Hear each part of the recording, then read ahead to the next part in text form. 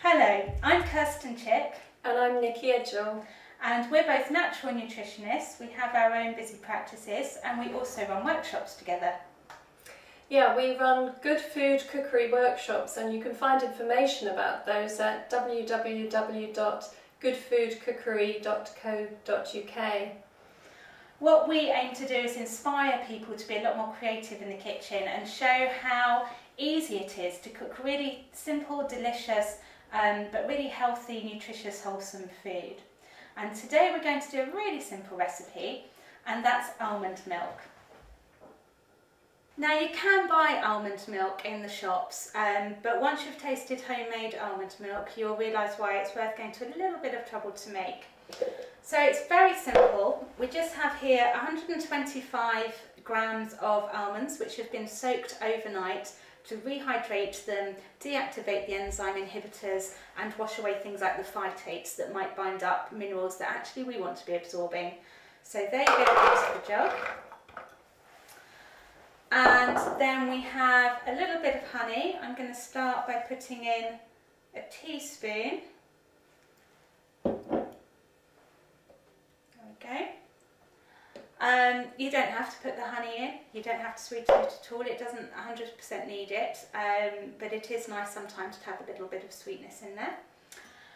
And then we're going to add in water a little at a time, otherwise everything will just splash up everywhere. And how much water you add really depends on the thickness of the milk you want to make. If you want it really thick and creamy, then not as much water, and thinner obviously more. And you'll need some kind of blender. I'm using a handheld, and then we'll just blend it up. And then we'll add a bit more water. The nice thing about this, as Kirsten was saying, is you can actually make an almond cream to go with desserts. It's absolutely delicious, and so you just add a very small amount of water, make it very thick, and it's just wonderful. It's just as good as dairy cream, I think.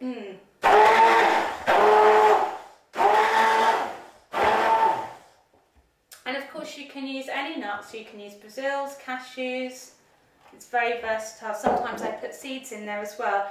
So it can be really nutritious as well.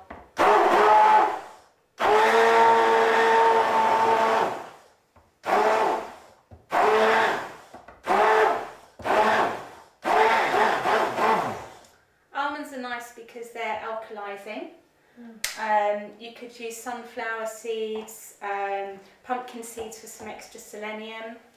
But they're all really packed with nutrients. Well, I think the nice thing about almond milk is that, you know, it looks a little bit like cow's milk. It's got that white quality of it, and yet it's got more calcium than a cow's milk will give you, and a lot of protein too. So it's a really fantastic alternative, isn't it? And it has the magnesium you need to be absorbing your calcium as well. Dairy doesn't usually have enough magnesium for us to be really absorbing. Now this is a double muslin cloth. As you can see, it's well used over the years, but what I do is I boil wash it with some sodium bicarb between uses. And this is just to make it into the final stage of making it into milk. So you pour it in a bit at a time. And then just squeeze it through. I sometimes say it's just like milking a cow. And what you can do with these bits is you can discard them.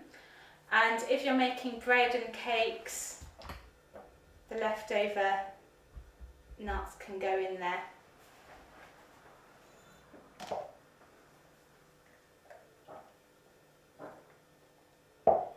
You could even use them in a nut truffle if you were making a nut truffle, couldn't you? Now this milk is delicious as a drink. You can use it to make your porridge in the morning. It's wonderful for making smoothies with.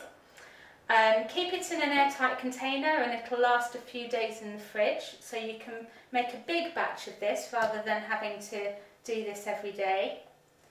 And it's a lovely, just to grab a glass of almond milk in between meals is a lovely way to keep you going through the morning, or when, you know, energy dips about 4 o'clock in the afternoon. It's a lovely thing to have there. So there we have it.